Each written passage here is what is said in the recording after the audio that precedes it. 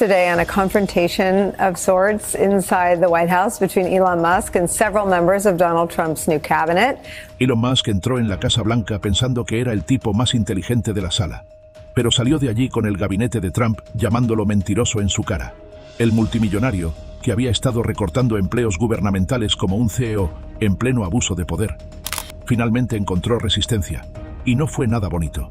¿Cómo fue que los recortes imprudentes de Musk hicieron que el propio equipo de Trump se volviera en su contra? We had Elon and we had some of the representatives the business reps. We also had most of the cabinet members, not all of them. It doesn't really pertain to all of them, but many of them. And el Departamento de Eficiencia Gubernamental, DOGE, fue creado bajo la administración de Trump como un supuesto esfuerzo para optimizar la fuerza laboral federal y reducir lo que llamaban gastos innecesarios. ¿El hombre elegido para liderar este polémico experimento? Nada menos que Elon Musk, un magnate tecnológico multimillonario sin experiencia real en operaciones gubernamentales, pero con muchas ideas radicales sobre cómo recortar empleos en nombre de la eficiencia. Trump, siempre fascinado por los ultrarricos y su supuesto genio empresarial, vio en Musk a la persona perfecta para sacudir Washington. The Times cites 5 people with knowledge of the confrontation, reports this about an argument between Elon Musk and Marco Rubio. Quote, DOGE fue presentado como una forma revolucionaria de modernizar la fuerza laboral federal. En lugar de agencias gubernamentales infladas, llenas de empleados innecesarios, Trump y Musk prometieron construir un sistema más ágil y basado en la tecnología. ¿La realidad? Un desmantelamiento caótico e imprudente de las instituciones federales, sin consideración real por los trabajadores que hacen funcionar al gobierno. Musk abordó DOGE de la misma manera que maneja sus empresas tecnológicas, realizando recortes drásticos sin preocuparse demasiado por las consecuencias. Agencias enteras se vieron sometidas a escrutinio mientras su equipo de supuestos expertos en eficiencia irrumpía, revisaba expedientes de personal y decidía quién debía quedarse y quién debía irse. El objetivo era reducir drásticamente el gasto gubernamental, pero la ejecución fue descuidada. Trabajadores esenciales, profesionales de carrera con décadas de experiencia, se quedaron sin empleo de un momento a otro, mientras las agencias luchaban por llenar los vacíos. Everybody knows the country's way out of control in terms of the number of people. We have many people that don't work. We have many people probably that aren't even living that are getting checks. And we're finding all of that out and it's being reported. We're going to save. Una de las mayores señales de alarma fue la manera en que Musk y su equipo operaban. Comenzaron a surgir informes sobre funcionarios de DOGE accediendo sin autorización a datos gubernamentales sensibles, usando tácticas agresivas para forzar la salida de empleados y tomando decisiones prácticamente sin supervisión. Incluso altos funcionarios dentro de la administración se alarmaron por el poder sin control que se le había otorgado a Musk. Lo que se suponía que era una misión para reducir gastos se estaba convirtiendo rápidamente en una toma de control al estilo corporativo de la fuerza laboral federal, mientras Trump observaba y asentía con aprobación. La administración presentaba a DOGE como un mal necesario para arreglar lo que llamaban el pantano gubernamental. En realidad, era una operación temeraria que dejaba los servicios esenciales en ruinas. Mientras Musk creía que estaba dirigiendo una especie de startup, las agencias gubernamentales no funcionan como compañías tecnológicas. No puedes despedir a la mitad del personal y esperar que todo siga funcionando igual. Esta verdad quedó dolorosamente clara cuando los despidos comenzaron a afectar servicios críticos, llevando al tenso enfrentamiento en la Casa Blanca. Donald Trump in all this, the Times reports that he sat back as if he was watching a tennis match. Ultimately, he, quote, intervened to defend, wait for it, Rubio. Said he was doing a great job. Rubio has a lot to deal with, the president said. He's very busy, he's always traveling. La reunión en la Casa Blanca se suponía que sería un encuentro rutinario del gabinete, pero se convirtió en una confrontación total. Miembros del gabinete de Trump, muchos de los cuales ya estaban furiosos en privado por los recortes imprudentes de Musk, decidieron que era suficiente. Esta vez, no iban a permitir que se abriera paso a la fuerza sin resistencia. El primero en enfrentar a Musk fue Sean Duffy, el secretario de Transporte.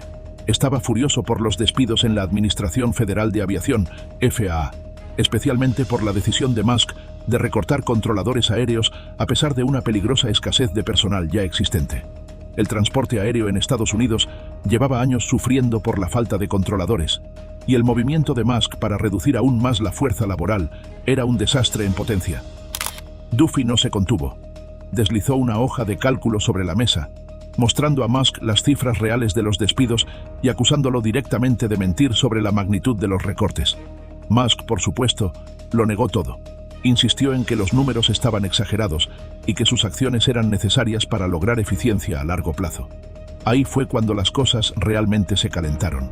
Duffy lo acusó de poner vidas en riesgo por el afán de ahorrar dinero, señalando que los controladores aéreos no son piezas reemplazables en una máquina. Son profesionales altamente capacitados que garantizan la seguridad de millones de pasajeros todos los días. Despedirlos sin un plan claro para reemplazarlos no solo era imprudente, era peligroso.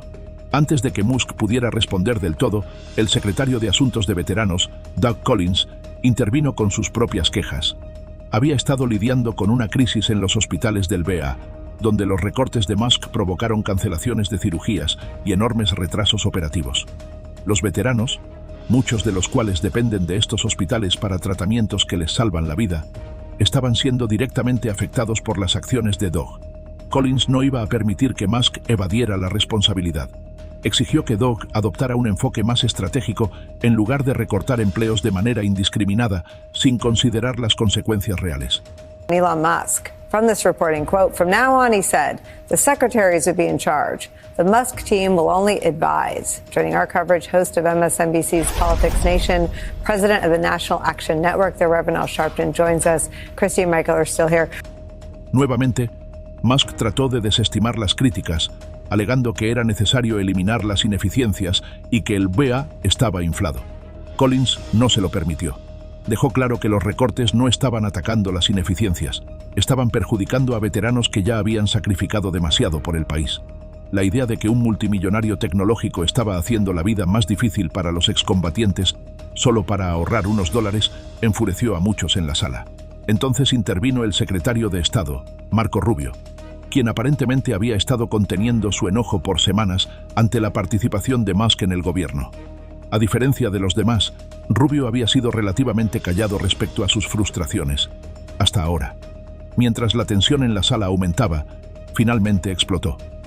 Being put out. But the other thing I think most important for today, I want the cabinet members to keep good people. I don't want to see a big cut where a lot of good people are. Rubio contraatacó, señalando que su departamento ya había visto a 1.500 empleados jubilarse anticipadamente. No iba a desmantelar aún más la agencia solo para satisfacer la obsesión de Musk con recortar costos. Musk, con su habitual arrogancia, desestimó los esfuerzos de Rubio y hasta lanzó un comentario condescendiente sobre lo bien que se veía en televisión.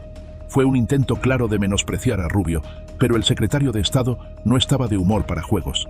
Trump había estado observando el caos, aparentemente entretenido con el espectáculo. Pero cuando las cosas llegaron al punto de ebullición, finalmente intervino. ¿Su solución?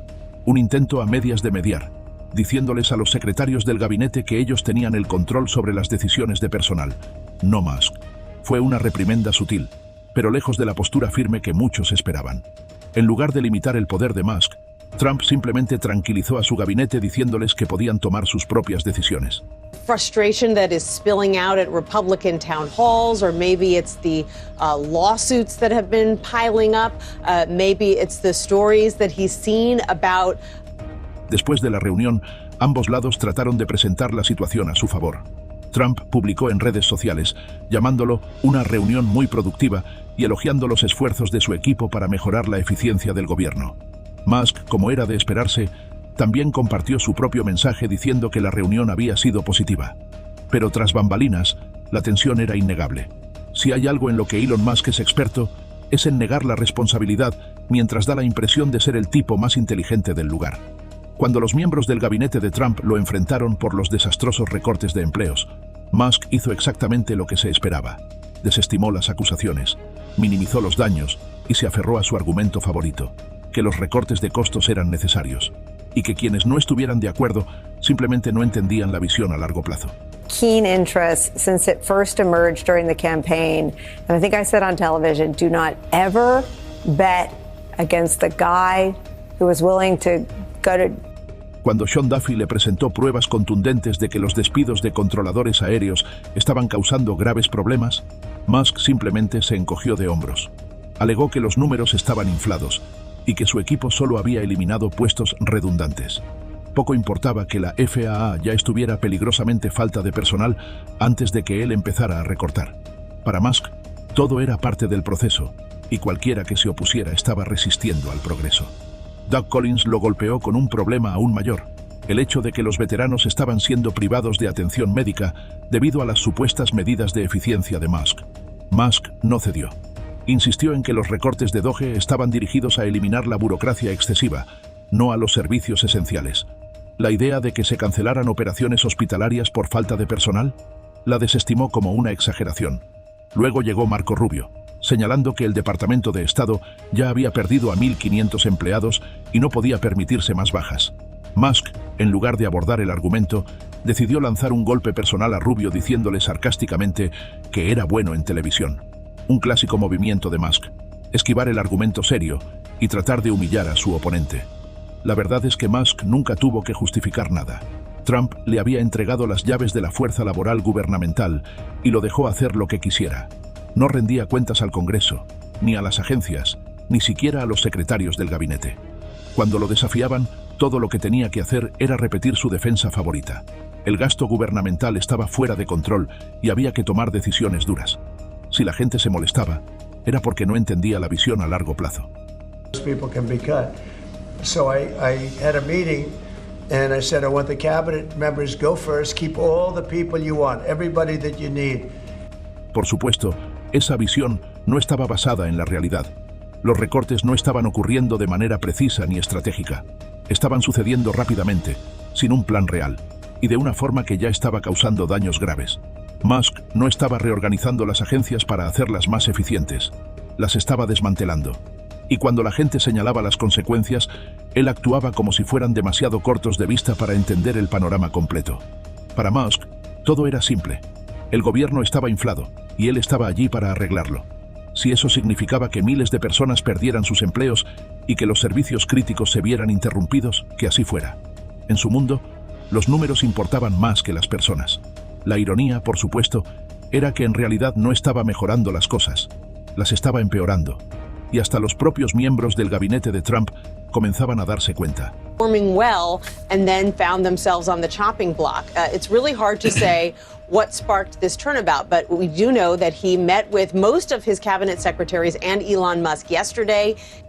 Durante la mayor parte de la reunión, Trump se sentó y dejó que los fuegos artificiales explotaran. Le encanta una buena pelea, especialmente cuando no lo involucra directamente. Ver a Musk enfrentarse con su propio gabinete probablemente le resultaba entretenido. Pero a medida que la tensión aumentaba, hasta él se dio cuenta de que necesitaba intervenir. No porque realmente le importaran los problemas que se planteaban, sino porque el caos estaba haciendo que su administración se viera mal. Cuando Trump finalmente habló, no fue para reprender a Musk, ni para tomar una postura firme contra los recortes imprudentes. En cambio, trató de interpretar el papel del líder sabio que trae equilibrio a la situación. Les dijo a sus secretarios de gabinete que ellos, no Musk, tenían la última palabra en las decisiones de personal. En otras palabras, les estaba diciendo que, si no les gustaba lo que estaba ocurriendo, podían intervenir y cambiarlo.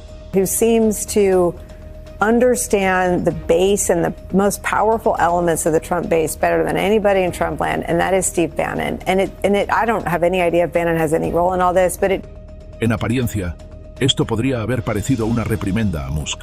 En realidad, fue la manera de Trump de lavarse las manos del asunto. Él había sido quien le había entregado todo ese poder a Musk en primer lugar. Él había respaldado a Doge y sus medidas agresivas de recorte de costos. Ahora que la reacción pública estaba creciendo, trataba de trasladar la responsabilidad a su gabinete.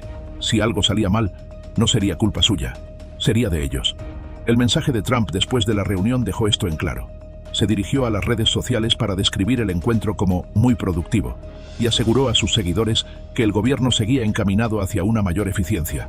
No reconoció el daño que ya se había causado. No mencionó el hecho de que miles de personas habían perdido sus empleos o que los servicios críticos estaban sufriendo. En cambio, se centró en la idea de que su administración estaba eliminando desperdicios y haciendo que el gobierno funcionara mejor. Una de las frases clave que surgieron de la respuesta de Trump fue la idea de usar un bisturí en lugar de un hacha. Se suponía que debía sonar como un enfoque razonable, dirigido, preciso y cuidadoso. La realidad, por supuesto, era que Musk ya había estado usando un hacha. El daño ya estaba hecho, y ningún comunicado cuidadosamente redactado iba a cambiar eso. La verdadera conclusión de la intervención de Trump fue que en realidad no estaba tomando control de la situación. No estaba poniendo límites al poder de Musk, ni estableciendo medidas para prevenir más daños. Simplemente trataba de calmar las aguas sin arreglar nada realmente. Sus secretarios de gabinete podían tomar sus propias decisiones de personal, pero Musk seguía teniendo la influencia y el respaldo necesarios para continuar con sus recortes. To keep the good people, and the people that aren't doing a good job, that are unreliable, don't show up to work, etc., those people can be cut. So I had a meeting and I said, I want the cabinet members go first, keep all the people you want, everybody that you need. La reunión pudo haber sido un raro momento en el que Musk enfrentó una oposición real, pero no cambió mucho. La intervención de Trump no buscaba solucionar el problema. Se trataba de manejar la imagen pública, mantener la apariencia de control y asegurarse de que nadie pudiera culparlo directamente por lo que estaba pasando. Puede que les haya dado a sus secretarios de gabinete cierta autonomía, pero Musk todavía tenía luz verde para continuar con su llamada misión de eficiencia. El momento en que se filtró la noticia del enfrentamiento en la Casa Blanca, la reacción pública fue explosiva. Durante mucho tiempo, los críticos habían advertido que la participación de Elon Musk en las operaciones gubernamentales era un desastre a punto de suceder. Ahora, esos temores se habían materializado en forma de recortes laborales imprudentes, caos operativo y una reunión de gabinete que se transformó en un enfrentamiento verbal total. La gente no solo estaba enojada, estaba aterrorizada por lo que esto significaba para el futuro de los servicios gubernamentales esenciales. En redes sociales, los defensores de Musk intentaron presentar la confrontación como prueba de que él era un visionario luchando contra las fuerzas de la burocracia. Según ellos, la resistencia del gabinete de Trump era simplemente el viejo sistema ineficiente, tratando de protegerse de una reforma necesaria. Pero para la mayoría de las personas, especialmente aquellas directamente afectadas por los despidos, esto no se trataba de resistirse al cambio. Se trataba de detener a un multimillonario imprudente que estaba desmantelando las instituciones gubernamentales sin considerar las consecuencias reales. You are doing things that in any way injures or besmirches the image of the narcissist. La reacción de los veteranos fue particularmente fuerte. Después de que Doug Collins revelara que las operaciones en los hospitales del VA estaban siendo canceladas debido a los recortes de Musk, los grupos de defensa de veteranos estallaron en ira. No eran solo números en una hoja de cálculo, eran personas reales que habían servido a su país, ahora privadas de atención médica porque alguien sin experiencia en gobierno pensó que podía arreglar todo despidiendo empleados. Los grupos de veteranos exigieron acciones inmediatas para revertir los recortes, demandando que la administración pusiera a las personas por encima de la mentalidad de lucro de Musk. La industria aérea también alzó la voz. La FAA había estado luchando durante años con la escasez de controladores aéreos.